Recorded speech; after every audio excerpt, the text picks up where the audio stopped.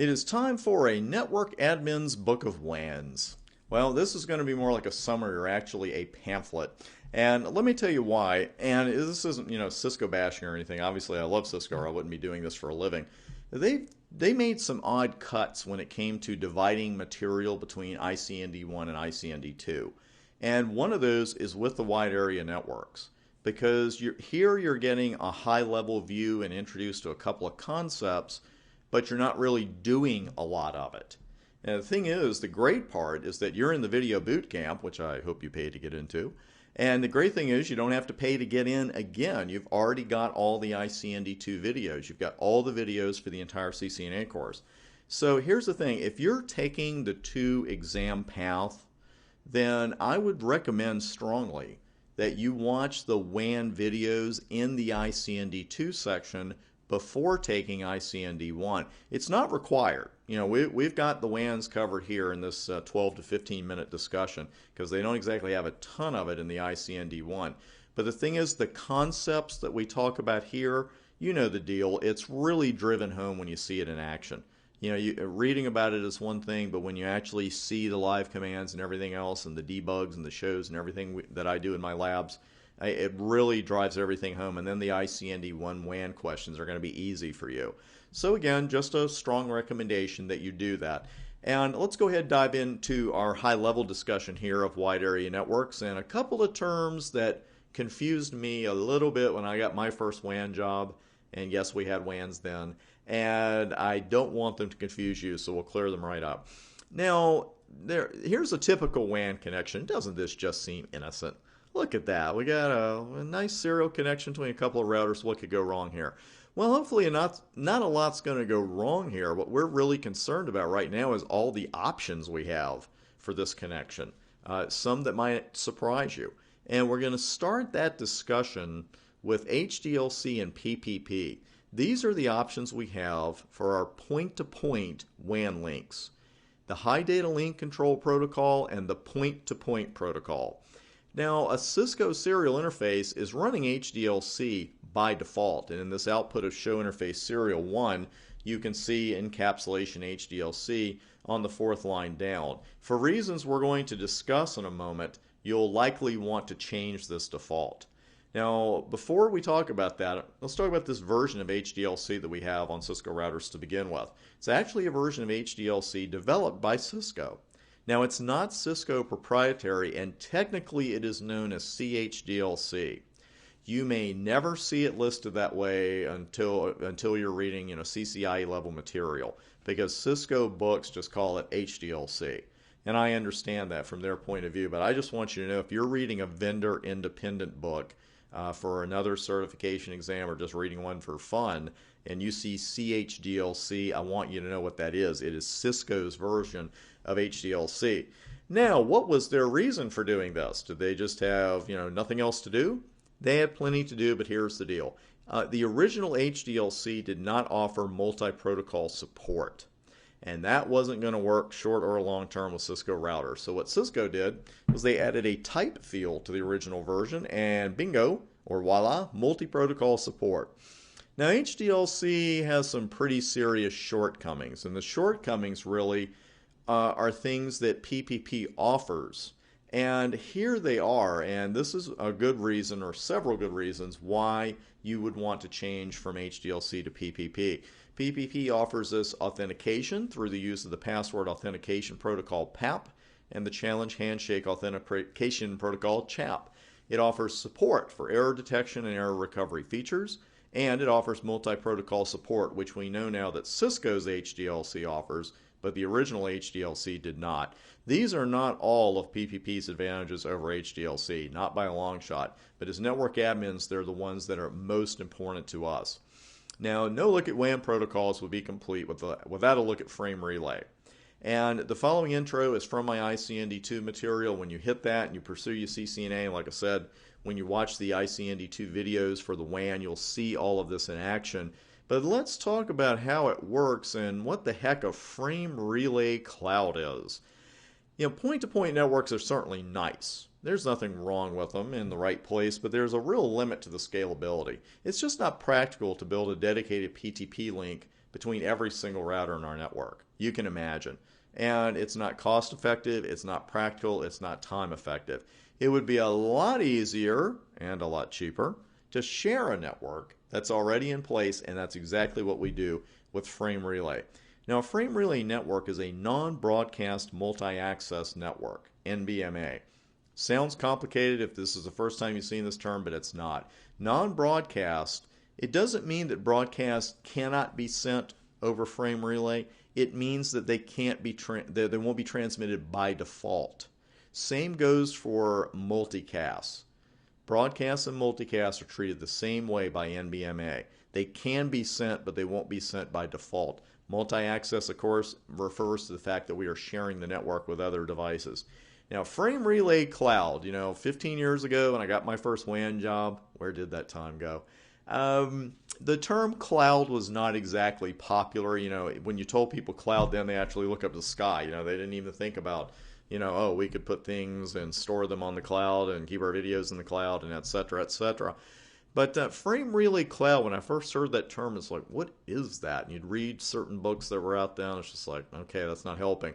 Well, all this is the service providers collection, or the Frame Relay providers collection of Frame Relay switches. That's what it's called. It's called the Frame Relay Cloud. And you'll often see the service provider switches represented with a cloud drawing in network diagrams. And that's not just with Frame Relay. You'll see that with several different technologies today. But yep, the Frame Relay Cloud beat them all. Now we have two different kinds of equipment in this network, two categories. We have data circuit terminating equipment, DCE, and data terminal equipment, DTE. You really want to watch this one. The frame switches and something called a CSU DSU, those belong to the Frame Relay provider. We don't configure them. Now, the CSU DSU that supplies clock rate to our router may be on our property, but it's still considered to be DCE. And by the way, if you're wondering and thinking, well, CSU DSU, is that the same thing as a CSU? Because I've heard of that, or I know of one. They're the same thing. It's just we actually shortened it over time in conversation to CSU, but technically it is CSU/DSU. Now, that DCE has got to send a clock rate to the DTE. If the clock rate isn't there, the line protocol will go down. Now, if that's a new term for you with line protocol, we could see that on the previous screen. Serial 1 is up, line protocol is up. Easy way to remember it. The first half of this output, serial 1 is up, refers to the physical state of the interface. Line protocol is up. The second part refers to the logical state of the interface. That's the way it works. And we're going to bump into several things in later labs that can bring that line protocol down. Now, those aren't going to be, obviously, we're not going to see just two frame switches. We are going to see hundreds of them. And of course, I didn't put hundreds of them in this drawing. But the point at which our network meets that of the service provider, got a couple names for this because it's networking. The official name is demarcation point. It's also referred to as point of presence from time to time. And I just call it demarc or demarc point. That's how most people refer to it, just as the demarc. Now, the reason I mentioned that, of course, is that you're going to have some interesting discussions with your service providers sooner or later, usually Friday afternoon when they want to go home, about which side of the demarc the error is on or the problem is on. And for some reason, they always think it's on our side. And we return that favor, I'll admit it. But you can have some interesting conversations that way, and probably will one day if you haven't already. Now, the thing is with you and I, being the network admins, we don't care about the paths through the cloud. We don't care about the cloud at all. We just want the cloud to work. We just want the frame cloud to work. We want our data to get from point A to point B. Now, the key here is to know that there will be multiple paths through that cloud, and data is probably going to take different paths through that cloud. It's not always going to be going across the same switches every single time from A to B. That's why we call this connection a virtual circuit. Now, we can send data over it whenever we're ready, but data is not going to necessarily take the same path through the provider switches every time. Now, that is your Frame Relay teaser. We're going to get a lot more into the nuts and bolts of Frame and ICND2. And like I said, you've got access to the videos, so make sure to head over there and watch them. We're going to talk very briefly here about running Ethernet over a WAN, and talk about something that even 10 years ago, most of us would not ever have considered possible. It's like, well, how are you going to do that? How are you going to run Ethernet over a WAN? Well, it was designed for a LAN. And of course, when we had, fast Ethernet, I was like, hey, it's never getting any better than this. Well, it's gotten better than this, and it's actually gotten to the point where we have EWANs, Ethernet over a wide area network. Basically, very basically, it's really set up like frame relay. We have our connection to the service provider's devices, and whatever happens in the cloud is the business of the service provider. And this is another time when you'll see the term point of presence. That's the point of connection to the service provider in an EWAN. Pardon me. Now, in Cisco LAN, we use Ethernet over multi-protocol label switching, EOMPLS for Ethernet over WANs. That's one way we do it. And we're not even sticking our toe in that water. There's no way. It's a pretty darn complex topic, and that's something we can save for later. It's not something we're going to get into right now, but it's just good to know right now that Ethernet is becoming a more and more popular WAN option. Now, talking about the cables or a cable, we have a section here we talk about, the crossover cable and the rollover cable and the straight through cable. But I want to talk about the cable that makes our WAN possible, and it's our leased line. That's our physical connection to the service provider. It's really that simple. What's not as simple is keeping up with the zillion names we've given the leased line over the years. When I would hear different engineers use these different terms when I started in WAN, I was like, how many lines we got around here? They were all talking about the same thing. Serial lines, sometimes I call it a serial link. Might call it a T1 or a T1 line. Might call it a PTP link or a PTP line. More about those in your ICND2 studies, but again, these are all referring to the same thing. Serial line, usually T1. Sometimes people refer to a T1 line that isn't even running at T1 speed. It's just their generic term for that leased line. Now let's talk about home WAN access. And we're going to spend a little bit of time going back to the old days. It was once limited to a connection that by most of today's standards would just be horrendous. You connected to the internet service provider. I still have my baseballs from winning my 1993 Prodigy Fantasy Baseball League. And hey, it was dial-up and the font wasn't much to look at, but we were just, darn glad to have it. Well, for many of us, the argument about internet access versus using the phone, that's in the past, but not for everybody. Analog modems, dial-up modems are still out there, and we can't use the phone and access the internet at the same time with those. That was a huge step forward for us when we started getting connections at houses, where you didn't have to tie up a phone line to get on the internet. Because most of today's home users utilize digital subscription lines, DSL, to connect to the internet with a specialized piece of equipment on each end of the connection, and it was party time. No more looking around. Do we have an AOL? What's the latest AOL version? Does anybody have a disk?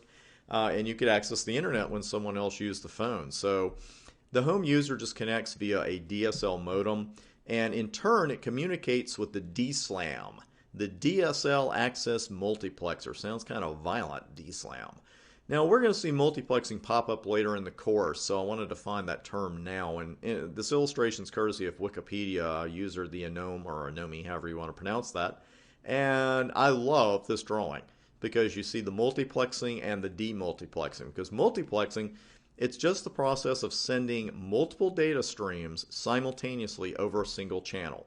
And once the data has crossed the channel, it is demultiplexed, if you will. Now, in the case of DSL, we're using the phone line, so we're multiplexing computer data and voice data. And this allows us to access the internet, again, while someone uses the phone. And for many of you, you've never known otherwise, perhaps, and it's just like, big deal. Well, it was a big deal at the time.